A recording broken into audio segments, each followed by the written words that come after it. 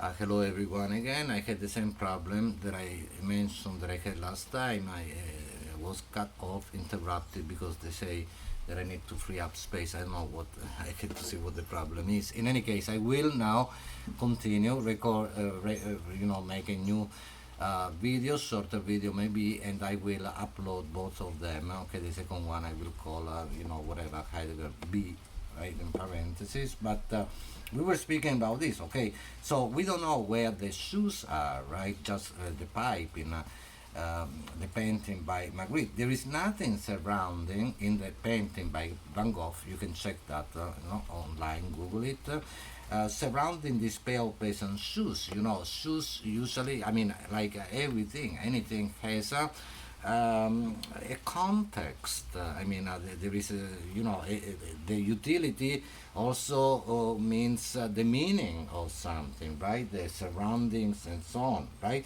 So there is nothing surrounding this pair of peasant shoes to which and within which they could belong. Only an undefined space in the painting, just like the pipe in Magritte. I mean, we had the pipe, we have the pipe, the image of the pipe, we had the statement underneath, this is not a pipe, but again, we had nothing else, right? I mean, we don't know who might be smoking the pipe and so on and so forth. In fact, there is no pipe and so on and so forth, okay?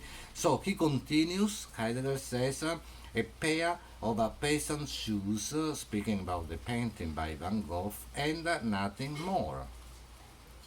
And then dash, and yet, and nothing more.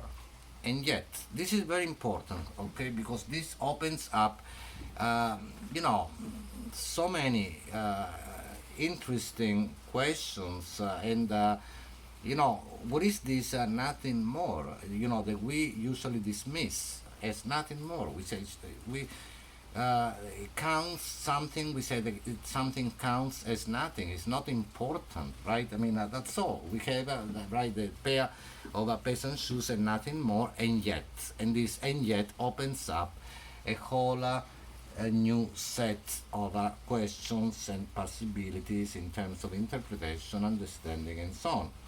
And yet, and then he goes to the next paragraph after this strange and yet, after and nothing more, and he says, from out of the dark opening of the well worn inside of the shoes, the toil of the worker's tread stares forth. Right? So there is this connection to what the shoes then are in their also utility, usefulness, right?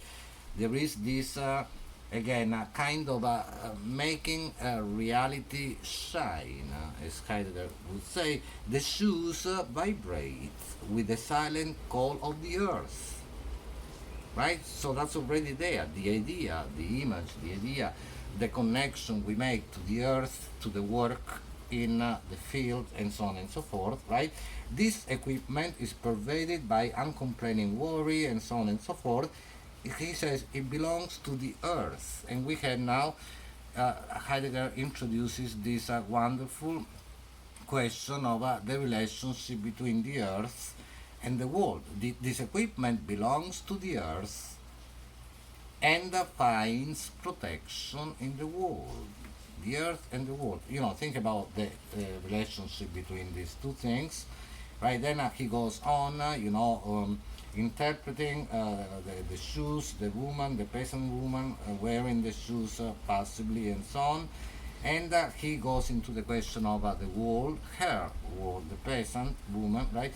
World and earth exist for her and those who share her mode of being only here in the equipment, right? So again, he goes into the question of what makes the equipment that it is on the next page.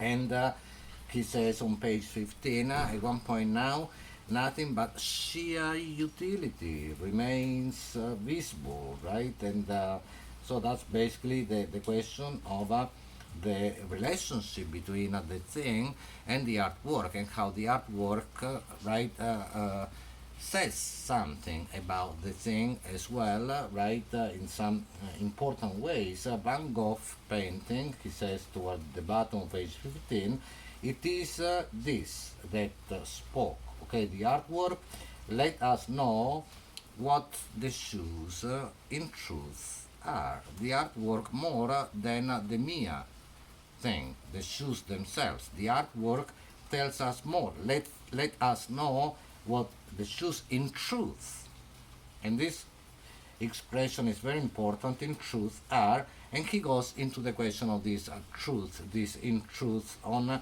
the next page. I haven't highlighted this here, but later, but you already find the word aletheia in the second paragraph when he speaks about the unconcealment, disclosure, right? What is happening here?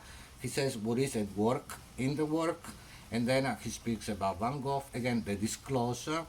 This being steps forward into the unconcealment of its being, something concealed coming out of a concealment into unconcealment and becoming visible in all in the truest sense, and he uses the word aletheia, right? You find that in the right in this paragraph, and that we usually say is truth. And then, of course, he, as always, Heidegger does, he problematizes this. Okay, in the work of art, he says the truth of the being has set itself to work. Set, in what means here to bring to stand.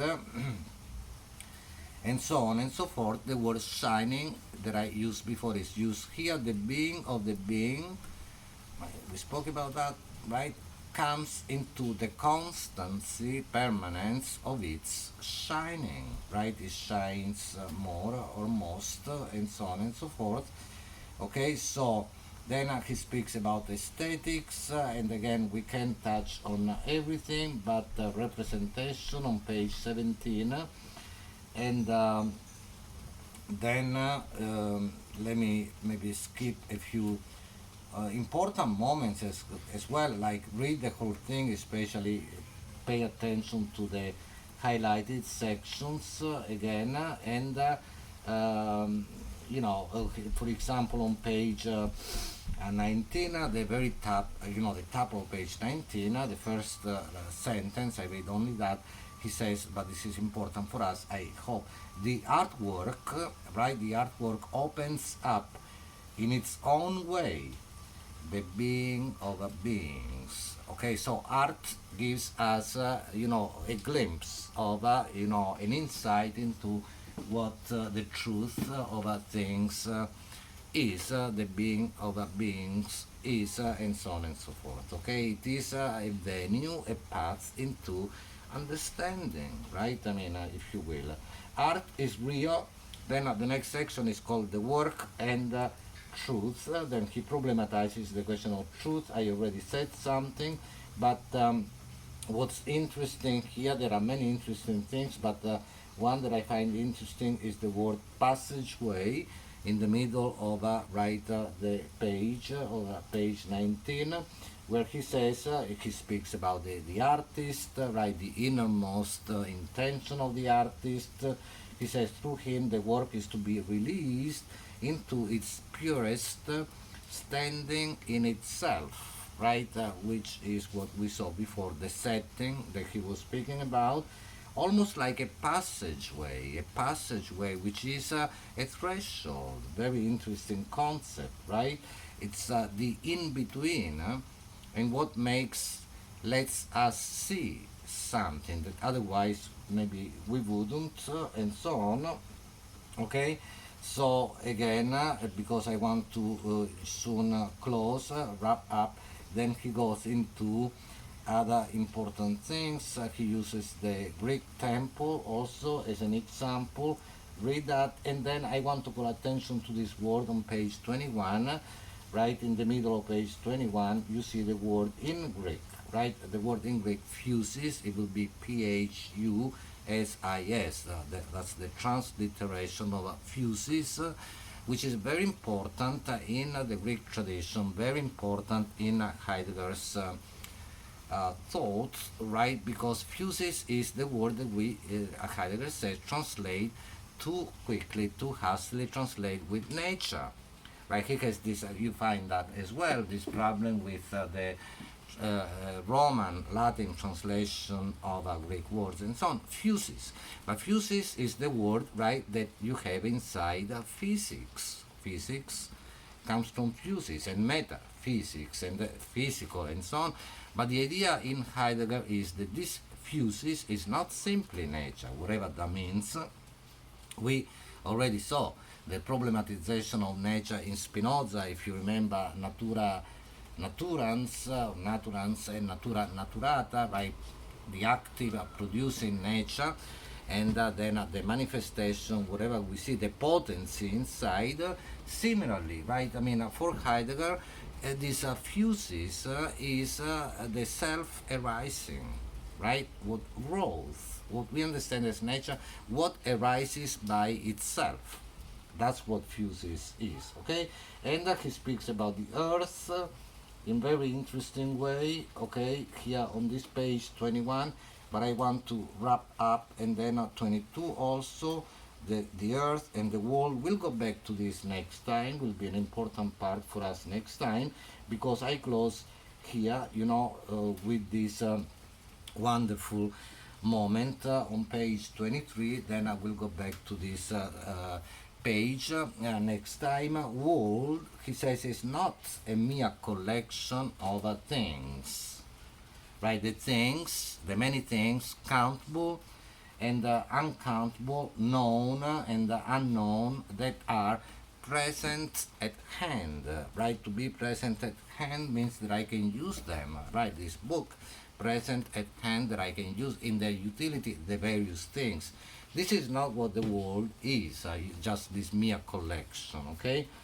Neither is world a merely imaginary framework added by our representation to the sum of things that are there, that are present. And it is here that he says, this is a sentence, right, two words, strange sentence, world, he says worlds. And then, no, there is a comma, and is more fully in being than all those tangible and perceptible things in the midst of which we take ourselves to be at home.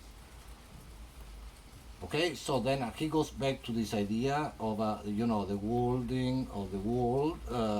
You see, the whole page is about this ultimately, and we'll go back to this time, but on the basis of what we have seen, the thing, the mere thing, the artwork, and the things that I have said, how the artwork can be this path also into a greater, if you will, a deeper understanding of the truth of reality, or rather that which comes into disclosure and concealment and so on, and how, for example, the shoes are become visible, manifesting their truth precisely because of the painting of the shoes and so on and so forth. What does it mean to say then ultimately the world worlds? What is the formation of whatever we call the world? That's basically the idea in Heidegger in relation to also the relationship to which he go back between the earth, right, which I hope this is clear, there is there to begin with, and the world, right, that we make and so on and so forth, technology and so on and so forth, but that it is like this, it's not a mere extension, but there is certainly an intimate relation between the earth that is there to begin with, that we find ourselves in, and the human-made world, okay, which is made in to use Heidegger's own language, in the open, right? They're not yet things that can be made and so on, and the world worlds, so just like he will say that the earth earths, okay? And in another essay, by the way, he says that the thing things. But in any case, I hope that although in a very sketchy, disrupted because of the technical problem, and quick and maybe simplified, simplistic way, that I gave you some ideas, that you can read this part of the essay, write something, and next time we'll read the next one, and tomorrow we can speak a little about this during the Zoom meeting, which, like I said before, is not a class, but it is a way of right to touch base, right to see one another, hear from one another, and a community meeting, I like to call. Okay, see you tomorrow. I hope many of you. Okay, thank you. Bye.